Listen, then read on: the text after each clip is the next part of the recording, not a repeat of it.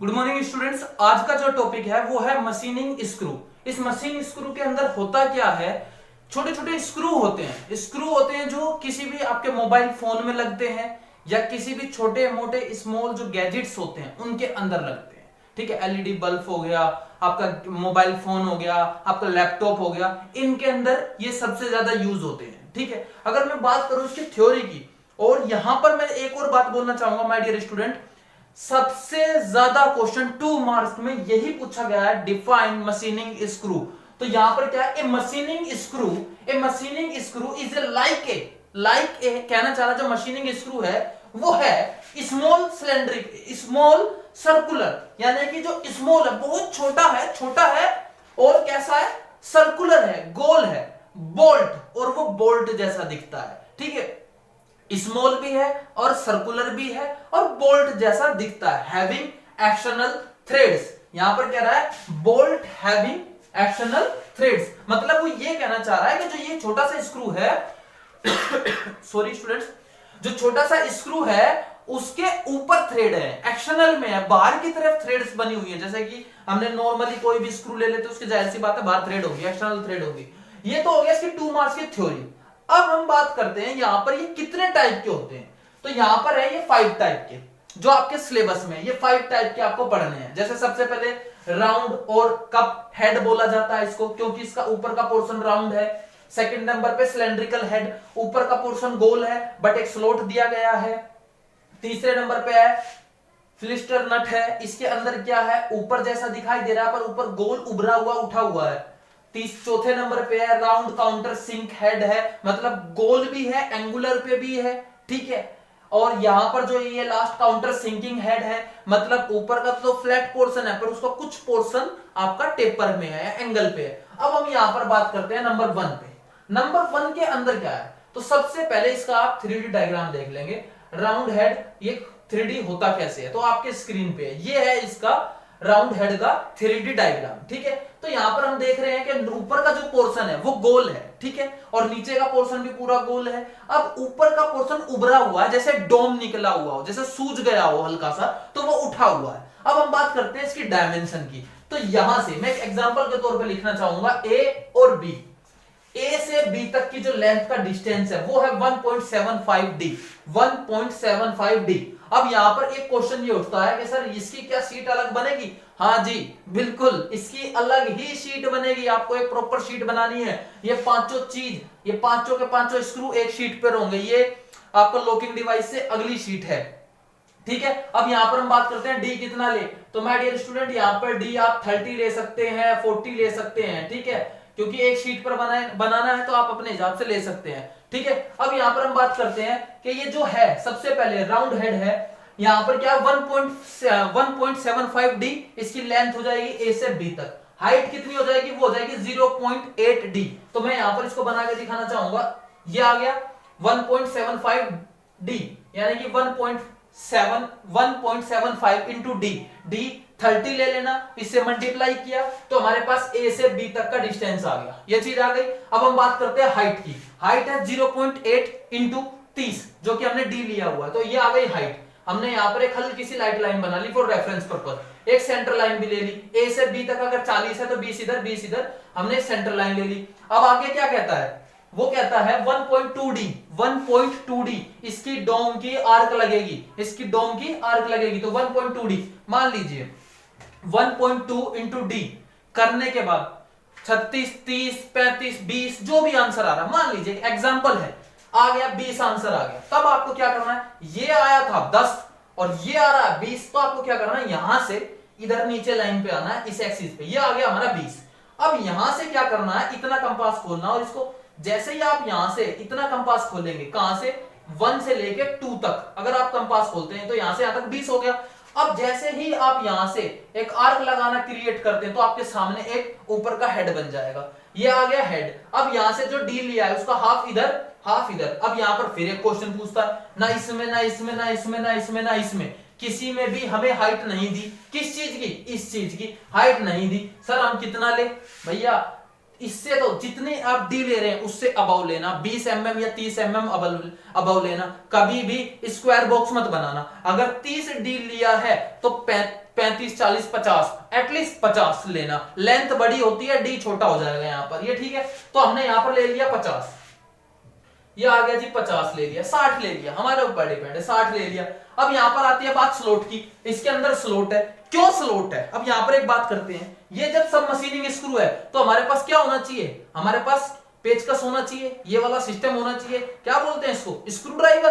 तो यहाँ पर ये होना चाहिए। अब यहाँ पर अगर इसको हम हेड को हटाएं तो हमारे पास दो पोर्शन आते हैं। नंबर 1 माइनस वाला, जैसा कि आपको दिखाई दे रहा है यहाँ पर, ये है माइनस वाला।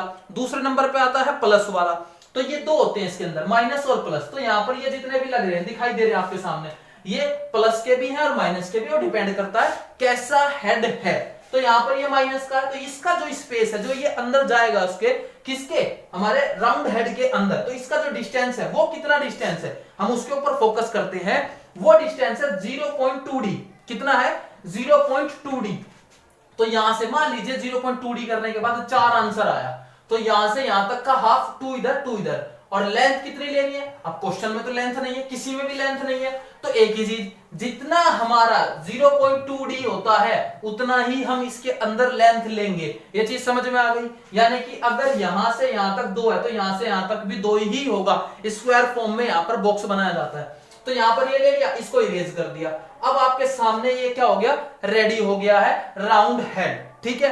अगर हम बात करते हैं वाले की, दूसरे नंबर वाले की, और पहले के बेस पे शुरू के 3 बन जाएंगे। याद रखना, अगर पहला आपने अच्छे से बना लिया तो अगले दूसरा तीसरा अच्छे से बन जाएगा, फिर इसके बेस पे ये बन जाएगा। तो अब दूसरे की बात करें, स्लॉट का डिस्टेंस 0.2d, जैसे कि आपको अभी यहां समझाया। टोटल ऊपर की हाइट ए से बी तक का डिस्टेंस 1.75d, ये भी चीज समझ में आ गई। डी यहां पर बता दिया गया है। हाइट आप अपनी मर्जी से ले सकते हैं, डी जितना डी ले रहे हैं उसमें या तो डबल कर दीजिए, या डबल करने के बाद 10 माइनस कर दीजिए, ये हो जाएगी लेंथ।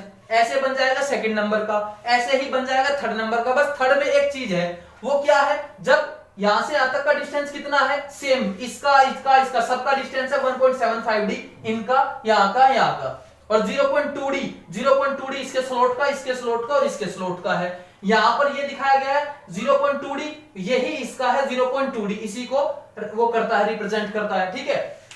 अब हम बात करते हैं यहां पर इसके अंदर, तीसरे नंबर के अंदर, इसमें क्या है? जैसे ही हम यहां पर पूरे हेड पे आ जाते हैं, यहां पर आ गए, अब 2d दिखा रहा है, d मतलब हमने लिया 60, चाहे आपके डायग्राम से आगे चले जाए, भाई हमने 50 ली थी, लेंथ तो 60 आ रही है, हमें उससे मतलब नहीं है, हमें आर्क लगाने से मतलब है। अब हमें क्या करना है? आर्क लगा ली, यहां से लेकर यहां तक हम आर्क लगा लेंगे, जो सिर्फ इस पॉइंट से इस पॉइंट तक और इस पॉइंट से इस पॉइंट तक आएगी। भले ही हम पूरी ले लें, पर हमें इरेज कर देनी है इतनी, क्योंकि हमें बीच में एक स्लॉट दिखाना है यहां पर। ये चीज समझ में आ गया? तो ये ऐसे करके शुरू के 3 बन जाएंगे, 1 2 3। अब हम बात करते हैं फोर्थ की। इसके अंदर क्या है? छोटी सी ट्रिक है। ट्रिक भी कुछ नहीं है, सिंपल है। आपको अगर प्रॉपर पता है कि कैसे बनाया जाएगा तो सिंपल है। जैसे हमने एक नॉर्मल रेफरेंस लाइन ले ली, अब यहां से यहां तक का डिस्टेंस हमने ले लिया डी का, तो ये तो आ गया भैया डी के लिए, ये चीज तो आ गई। 1 mm के बाद ये हमने ये यहां पर लाइन ले ली। अब यहां पर क्या करना है? आपको प्रोटेक्टर रखना है, ऐसे ये रख लिया, 45 डिग्री का एंगल इधर ले लिया। अब एक प्रोटेक्टर रखना है इधर, 45 डिग्री का एंगल इधर ले लिया। लेंथ कितनी होगी? सिर्फ हमें एक रेफरेंस लाइन ले लेना, ये रेफरेंस लाइन ले ली। उसके बाद 0.375 इंटू डी कर देना, तो ये यहां तक की हाइट मिल जाएगी, प्लस 0.2d की हाइट ऐड कर देना, तो हमें यहां तक की टोटल हाइट मिल गई। ये आ गई जी, 2 हाइट आ गई। अब यहां पर एक और बात आती है कि जो 0.2d है, 2d की आर्क कैसे लगेगी? तो 2d की जो रेफरेंस आ रहा है वो यहां से इस एक्सिस से यहां तक का डिस्टेंस ले लिया। अब हम क्या करेंगे? हमें यहां से नहीं लेना, हमें डिस्टेंस, इस केस में तो हम कहीं से भी ले रहे थे, बट इस केस में क्या करना है? हमें यहां से यहां तक का 2d का डिस्टेंस लेना है। 2d का डिस्टेंस ले लिया। अब जैसे यहां से रख के हम कंपास को घुमाएंगे तो ये ऐसे बन जाएगा, और यहां पर हमें क्या करना है? स्लॉट बना देना है, ऐसे बीच का सिस्टम को इरेज कर देना है, तो ये बन जाएगा ऐसे। इसी के बेस पे ये बन जाएगा ऐसे। इसकी जो कैलकुलेशन है, जो डायमेंशन है, वो इसी की है। आई होप आपको ये सारा मशीनिंग स्क्रू अच्छे से समझ में आ गया होगा।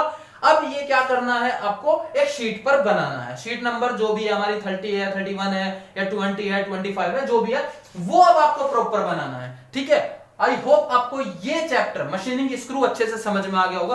और एक और चीज बता दूं मैं आपको, इसके बाद जो है हमारा सबसे मोस्ट इंपोर्टेंट टॉपिक स्टार्ट होने वाला है, जिसका नाम है फाउंडेशन बोल्ट। और सिविल वाले आप लोगों को मैं इतना बता दूं, अगर आप फाउंडेशन बोल्ट का टॉपिक छोड़ते हैं तो आपको थर्ड सेमेस्टर में प्रॉब्लम होगी, फोर्थ में प्रॉब्लम होगी, क्योंकि फाउंडेशन चैप्टर जो है थर्ड में पूरा का पूरा, अभी यहां पर एक टॉपिक है, वहां पर पूरा का पूरा एक चैप्टर है। तो यहां पर मैं आपको ये बताना चाहूंगा कि आप बिल्कुल ना छोड़ें इस टॉपिक को, तो बिल्कुल भी ना छोड़ें। साथ साथ मैकेनिकल वाले भी, आप भी, क्योंकि ये आपके लिए भी मोस्ट इंपोर्टेंट है, क्योंकि सिविल और मैकेनिकल जब आपस में मिलते हैं तो बहुत अच्छा काम बनता है। तो माय डियर स्टूडेंट, बिल्कुल भी इस टॉपिक को ना छोड़ें। अब यहां पर बात आती है इलेक्ट्रिकल वालों की। सर हमारा क्या है भैया, अगर आप फाउंडेशन समझ जाते हैं तो फोर्थ सेमेस्टर में और थर्ड सेमेस्टर में आपको अर्थिंग समझ में आ जाएगा, क्योंकि फाउंडेशन में ही अर्थिंग की जाती है। जब भी कोई पिलर बनाया जाता है तो पहले ही अर्थिंग पाइप डाल दिया जाता है। बिजली का कोई भी तार होता है, आपने देखा होगा, एक नॉर्मल घर का खंबा,